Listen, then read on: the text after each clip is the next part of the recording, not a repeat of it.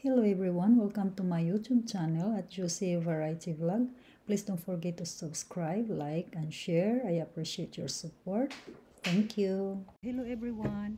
Ngayon ipakita ko sa inyo yung papaano ituwid itong crooked bamboo with one of this pipe. Luma na to pero pinutol ko na lang. Yan. Kung ano ang height ng desire gusto niyo. So anyway, ganito ka-crooked ang bamboo ko. Tingnan nyo. Yan, ganyan ka-crooked. Kaya ang gagawin ko dito, very simple guys. Pasok ko lang ito dito gently. Ayan.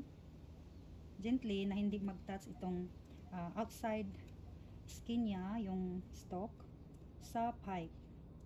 And then I push it all the way hanggang dito na sa dulo. Ayan.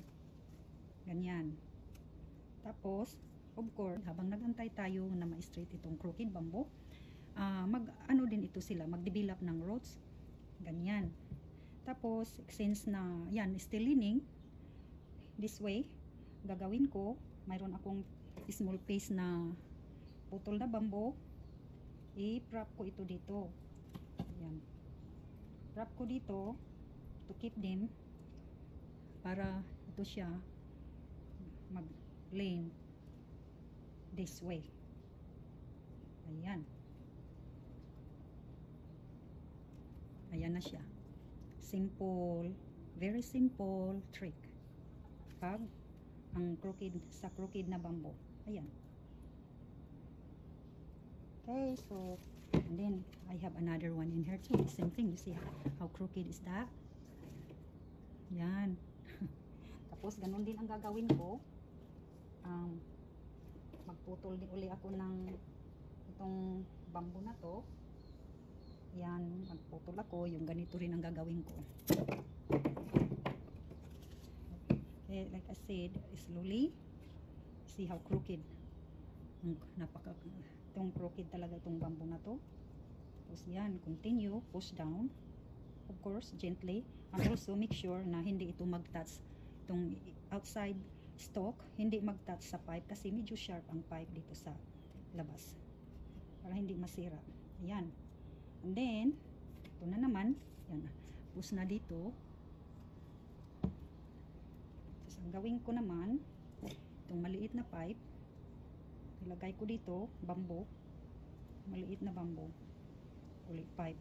Ayan, i-prop siya dito sa ating crooked na lucky bamboo para siya matuwid.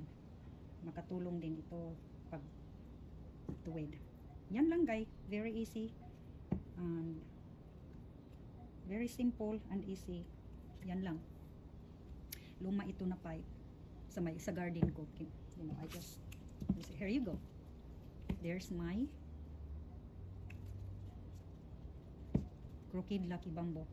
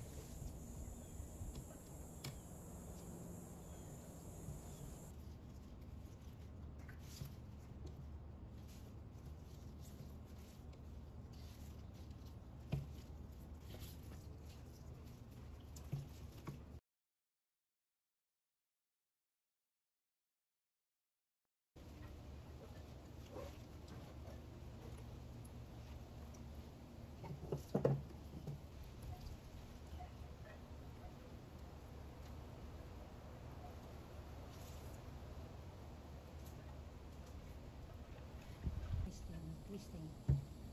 Keep twisting on. Same thing with this. They are stubborn. Same thing this one here.